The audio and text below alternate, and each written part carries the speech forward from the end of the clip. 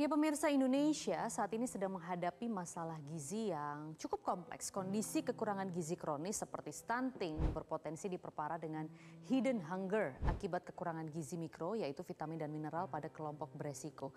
Gizi buruk ini juga merupakan pemicu atau faktor awal dari stunting. Lantas sebenarnya apa perbedaan antara gizi buruk kemudian stunting, dampak serta langkah negara untuk mengatasi masalah ini?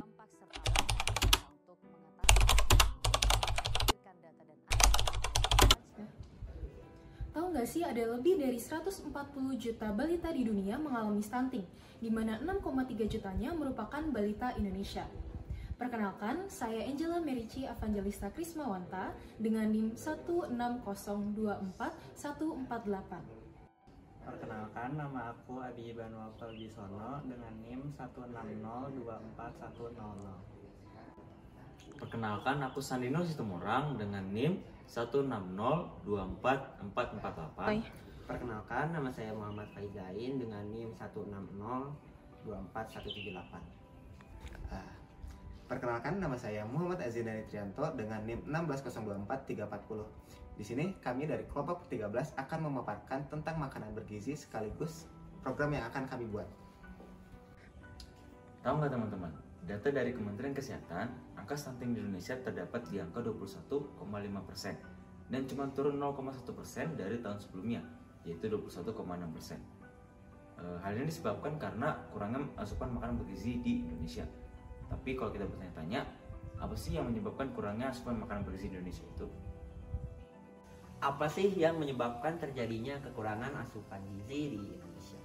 Yang pertama, banyak masyarakat di Indonesia yang belum memiliki pemahaman yang memadai tentang pentingnya pola makan yang seimbang.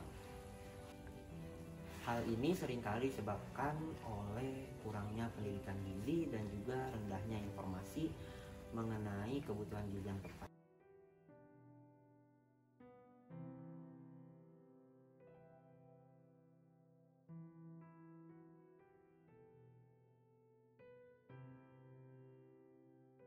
Akibatnya banyak orang yang tidak menyadari betapa pentingnya mengkonsumsi makanan yang beragam yang mengandung karbohidrat, protein, mineral, lemak sehat, dan vitamin dalam jumlah yang seimbang.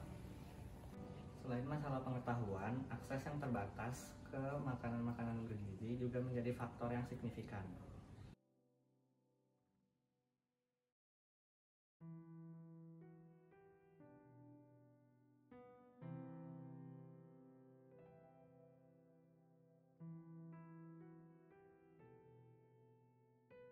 Di banyak daerah, terutama di daerah pedesaan dan juga daerah pedalaman, masyarakat seringkali menghadapi kesulitan untuk memperoleh makanan yang segar dan bernutrisi. Dalam laporan Kementerian Kesehatan disebutkan bahwa ketidakseimbangan distribusi pangan dan harga pangan yang tinggi di berbagai wilayah, terutama Indonesia bagian timur, menjadi tantangan utama dalam upaya peningkatan pemenuhan gizi masyarakat. Nah, dari Kementerian Kesehatan ini sendiri ada suatu program yang diluncurin nih, namanya Isi Piringku. Isi Piringku ini adalah program dari Kementerian Kesehatan Republik Indonesia sebagai pedoman gizi seimbang untuk masyarakat. Nah, di Isi Piringku ini komponennya ada apa aja sih? Yang pertama, makanan pokok atau karbohidrat sebagai sumber energi utama sebanyak 1/3 dari makanan. Yang kedua ada protein kayak tempe, daging, telur itu sebanyak 1/6 piring.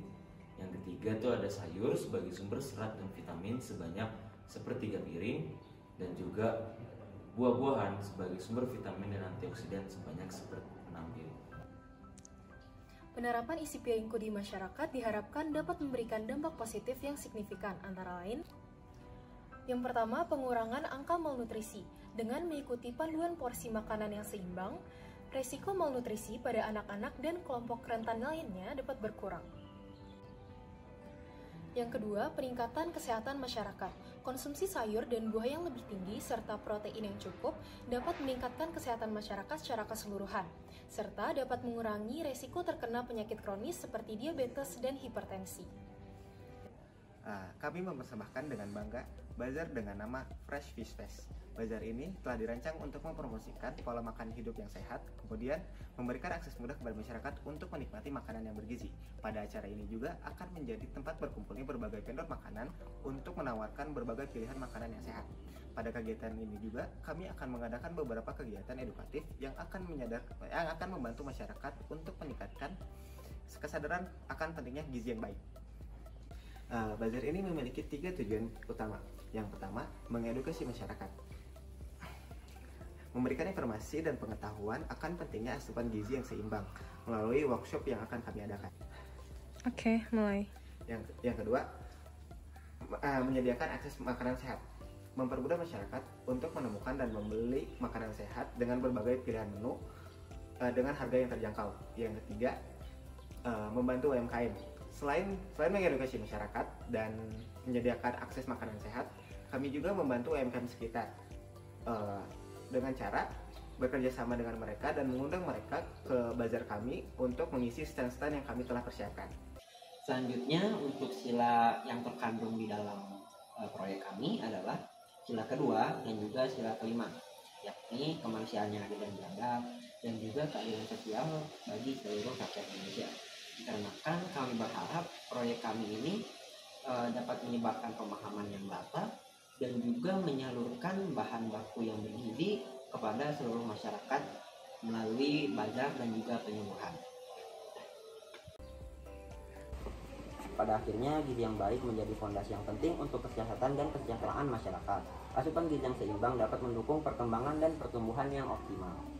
Harapan kita untuk kedepannya adalah semakin banyak masyarakat yang sadar akan pentingnya asupan gizi yang baik dan menerapkan pola hidup sehat. Dengan pemahaman yang lebih baik dan akses yang lebih mudah terhadap makanan bergizi, kami harapkan tingkat kesehatan masyarakat Indonesia dapat meningkat secara signifikan. Kami mengundang Anda untuk datang ke Fresh Fish Fest yang akan diselenggarakan dari tanggal 1 hingga 2 September tahun 2024 di Jatinangor pukul 10 pagi hingga jam 5 sore waktu Indonesia bagian Barat. Acara ini menampilkan berbagai macam kegiatan dimulai dari workshop pilihan makanan sehat, edukasi gizi, bazar, dan kegiatan menarik lainnya. Kalian gak akan menyesal deh datang ke acara ini. Jangan lupa datang ya.